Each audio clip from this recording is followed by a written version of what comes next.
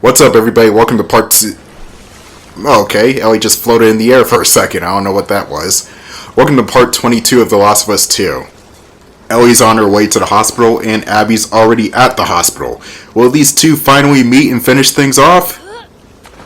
Unfortunately, no. The game teases you at this point if you're putting the events together.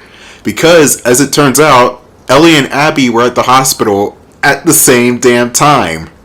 They were just in different locations, though. It would have been nice if Ellie saw Abby and tried to attack her, or if Abby saw Ellie and questioned, what the fuck is she doing here? I thought... okay. But yeah, they don't see each other at the hospital. Or better yet, the Rat King actually shows up and attacks both of them, and they would have teamed up. No, that would have been stupid. Never mind that idea.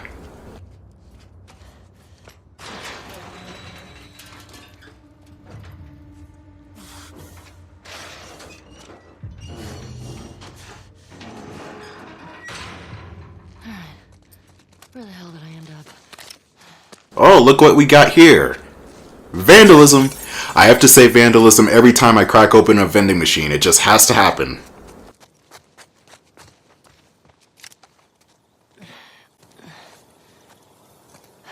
Okay. You are here. And the hospital's there. Good thing that directory was there, otherwise we'd be screwed. Okay, so we gotta cut through the park here, and... Whistles? What whistles? Oh no, don't tell me.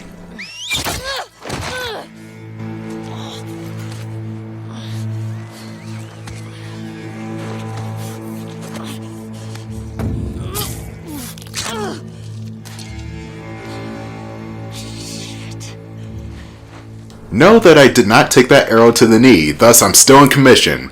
So these bitches are gonna die. They're gonna die super hard today. I mentioned this before in part 19 or 20. I don't know. It was one of those parts where Abby and Lev fell through a pane of glass into a pool. Still don't know how that worked. But if you get shot with an arrow, you take full damage, but you'll continue to take... I can't talk today. You'll take continuous damage through bleeding out is what I meant to say. So you have to pull the arrow out by pressing and holding down R1. Which doesn't make sense in theory because pulling stuff out of your arteries would continue to bleed out, if not make it worse. But damn it, Jim, I'm a commentator, not a doctor. That's what Bones would say if he was a gamer. Is Bones even a gamer? Actually, I think he would play something like Pong or Defender. He's old school like that. Okay, nerdy question here. The crew of the Enterprise, what would their favorite games be if they were Twitch streamers or something? I know McCoy would play Pong or Defender or Pac-Man, but what would the others be? Kirk would play Wing Commander, because it's Wing Commander, of course. Sulu would play some sort of Ace Combat style game, at least I think. Or maybe a racing game, I don't know. The others, I'm not too sure about. And I started to notice that I'm deviating from the topic again. So let's get back on topic and talk about the game for once, hopefully. So the Seraphites, they are scary, they are frightening. The next scene is scary and frightening. So what I do there is I kind of spare the guy his misery. Remember the scene where the guy gets brutally gutted? That's still in the game, all things considered. They took out Joel, but they kept in the guttings. Okay, interesting.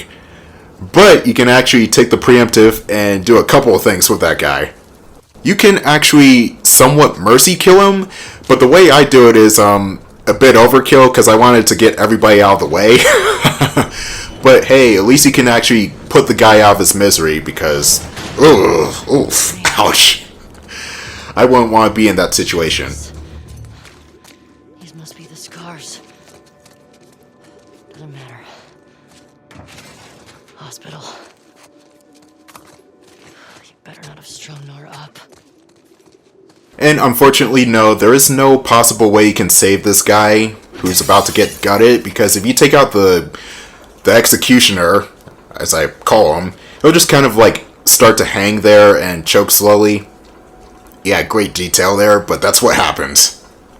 I was thinking to myself, maybe the game is going a bit too far with the violence here, but it's a dog-eat-dog world, I guess. It works somehow.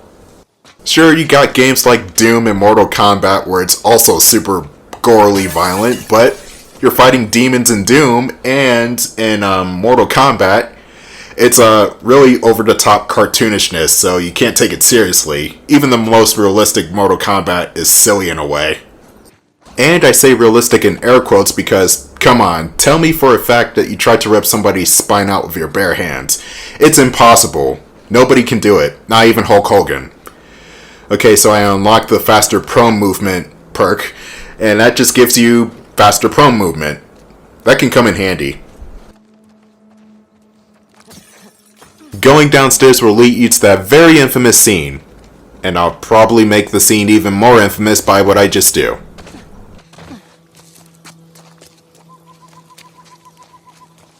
Fit.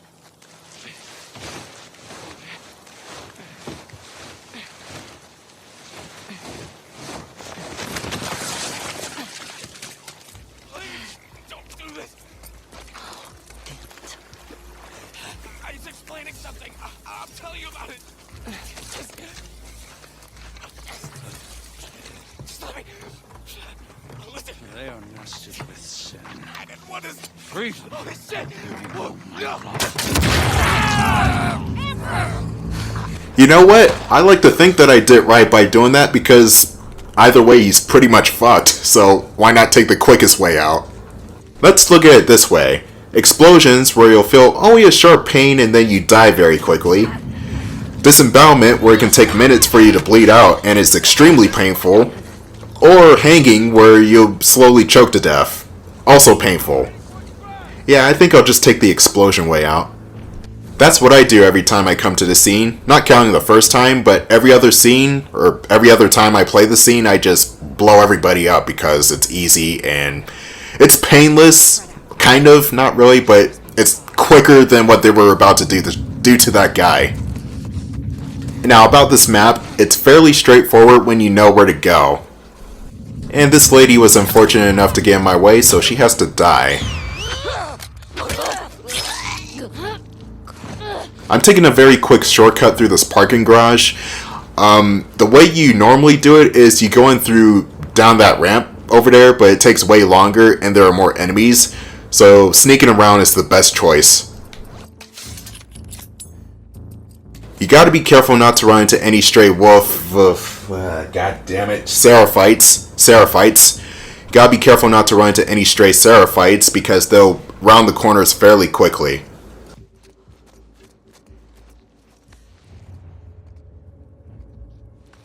This lady's going downstairs, and I'm going upstairs.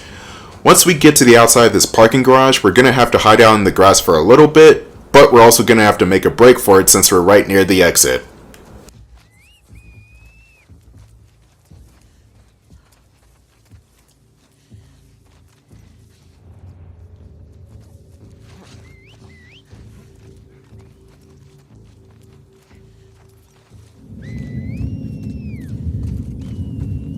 Just wanted to see how much I can actually get away with that.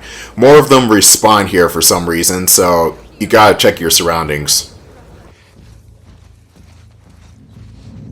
Run like a bitch! They follow you too, so you have to be quick about that. You just run into this clothing store called Mercy. Oh, that is so bad. That is really bad. I know Macy's was taken, but come on, Mercy. You're being too on the nose with the type of game this is. But it looks like I'm good for the moment. I place a trip mine at the entrance, and it looks like I'm about to get away scot-free. Ah, great. Now it's Bubba Ray Dudley with a pickaxe. Why does everybody have a pickaxe in this game? There is a trick where you can actually trip mine this guy, and he'll get stunned. But I didn't do that because, yeah, I didn't know about it at the time. And throwing a brick in his face and getting a couple of cheap shots was what came to my mind first.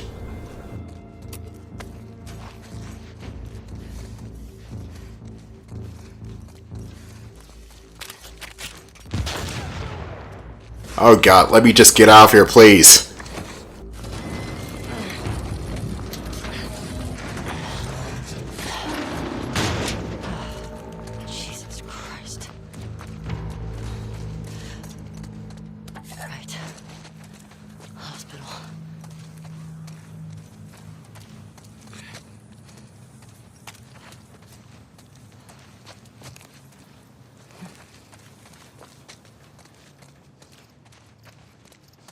try this. Let's continue our journey towards the hospital. At this rate, we're gonna need the hospital because, fuck, everything's turning out to be shit. Dude, if Nathan Drake was going somewhere, he would have been there by now, sipping on a martini. Or a beer. I don't think Drake drinks martini. That's too fancy for him. We're getting close to the hospital, and there's one giant section where you can loot up and get prepared for the hospital combat section. Even though, I say that combat section's not really that hard. You can sneak by the goons in the hospital with relative ease.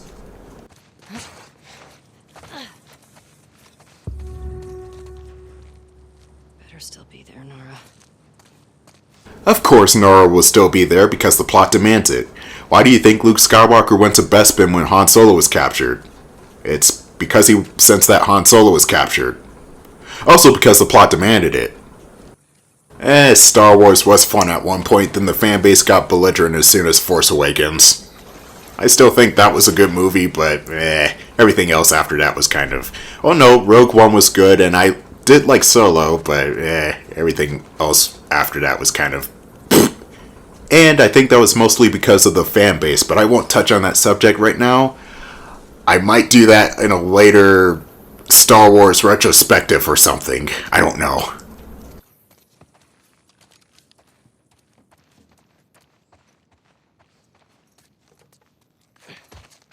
There's a safe here, and this is the only safe in the game where I don't know where the combination is, so I'm just gonna leave that be.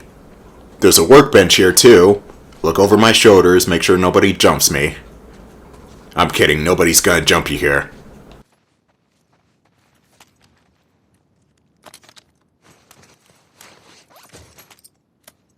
Oh, it's just the upgrade for the pistol. I see, I see.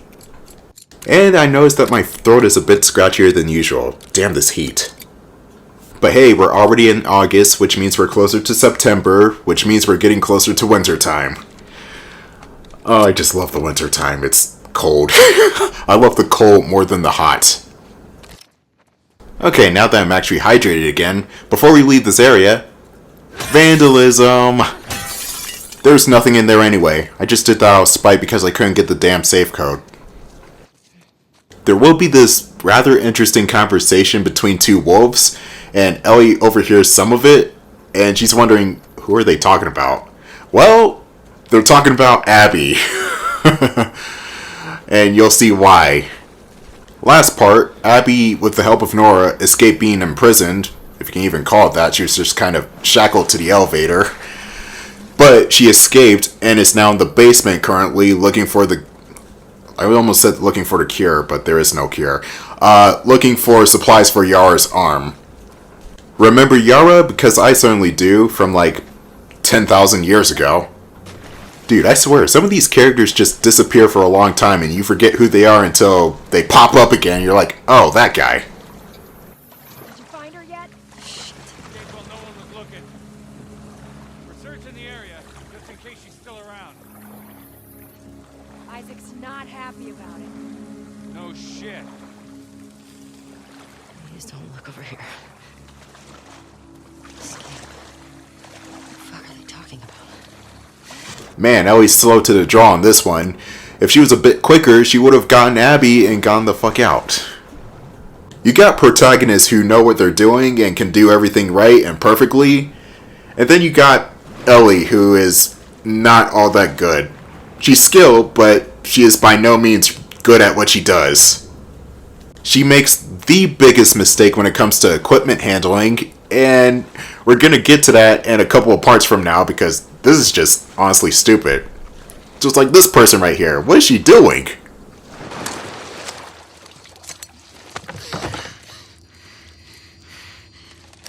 Don't make a fucking sound. Hands up. Easy. Do you know a girl named Nora? Sure, yeah. Where is she? In the hospital. Where in the hospital? Yeah, they're clearing out the upper floors. She's somewhere in there.